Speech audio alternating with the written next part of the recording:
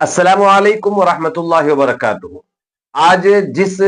मौजू पे आपके सामने बात की जा रही है वो है वालिदैन के विसाल कर जाने के बाद, उनके इंतकाल हो जाने के बाद उनके साथ हुस्न सलूक करने के ताल्लुक से नबी करीम सल्लल्लाहु अलैहि वसल्लम ने जो बातें इरशाद फरमाई हैं वो आपके पेश खिदमत की जा रही हैं। वालिदैन अगर जिंदा हो तो उनके साथ हुस्न सलूक करने का हुक्म है और उनके सामने आजिजी के साथ पेश आने का हुक्म है और उन्हें किसी भी किस्म के झिड़कने से, उफ कहने से या बदतमीजी से पेश आने से हमें रोका गया है। लेकिन जब वालिदैन विसाल कर जाएं तो उसके ताल्लुक से एक हदीस पाक है कि रिवायतों में बयान किया गया, हजरत अबू उसैद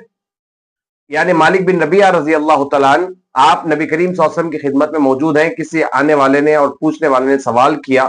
और ये अर्ज की कि या रसूलुल्लाह सल्लल्लाहु अलैहि वसल्लम, क्या मेरे वालिदैन जब वफात पा चुके हैं तो उनके विसाल कर जाने के बाद भी मुझ पर कोई हक बनता है कि मैं उनके साथ हुस्न सलूक करूं? तो आप सल्लल्लाहु अलैहि वसल्लम ने उन्हें चंद बातों का इरशाद फरमाया कि हाँ,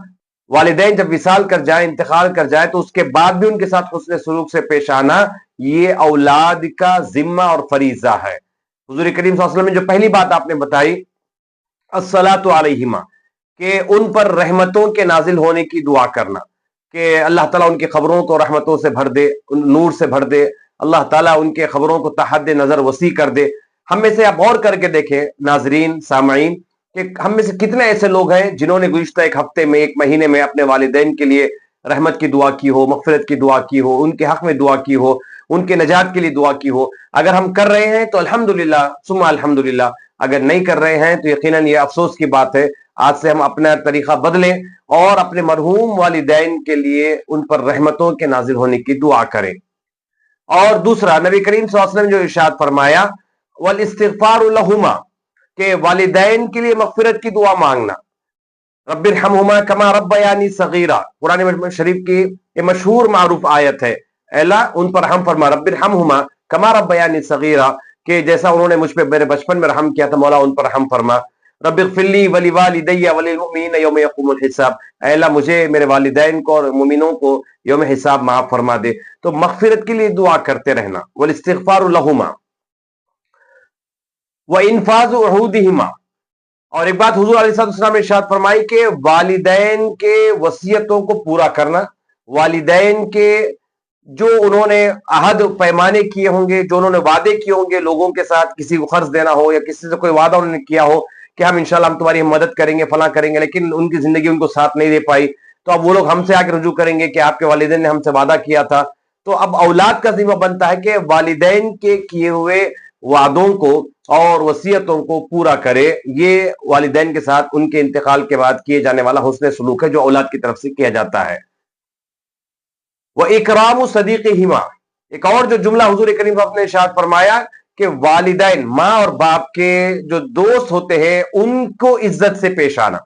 देखा यह जाता है कि वालिदैन के रहते दम तक उनके दोस्तों की इज्जत घरों में होती है, लेकिन जब वालिदैन विसाल कर जाते हैं तो उनके बच्चे उन रिश्तेदारों को भूल जाते हैं, उन दोस्तों को भूल जाते हैं, और वो भी कहते फिरते हैं कि जब तक इनके माँ बाप जिंदा थे हमको इज्जत देते थे, हमको खिलाते थे, हमारी जरूरतें पूरी करते थे, जब से उनका इंतकाल हुआ बच्चे हमें पूछ कर भी नहीं देखते। तो ऐसा ना हो, बल्कि वालिदैन के साथ हुस्न सलूक का मामला ये है कि उनके दोस्तों के साथ हुस्न सलूक करें वालिदैन के इंतकाल के बाद। जब दोस्तों के साथ हुस्न सलूक करने का हुक्म है तो आप अंदाजा लगा लें कि वालिदैन के भाइयों के साथ हुस्न सलूक करना, यानी चचाओं तायाओं के साथ, और वालिदैन की बहनों के साथ, फूफुओं के साथ, और वालिदा के भाई और बहन, मामू और खाला वगैरह, इनके साथ हुस्न सलूक करना, ये तो बदरजे औला है। ये तो और ज्यादा है कि जब वालिदैन के दोस्तों का भी ख्याल रखने का हमें हुक्म दिया गया वालिदैन के इंतकाल के बाद, तो वालिदैन के रिश्तेदारों के साथ तो और हुस्न सलूक करना ये तो बदरजे औला हमारे लिए हुक्म है।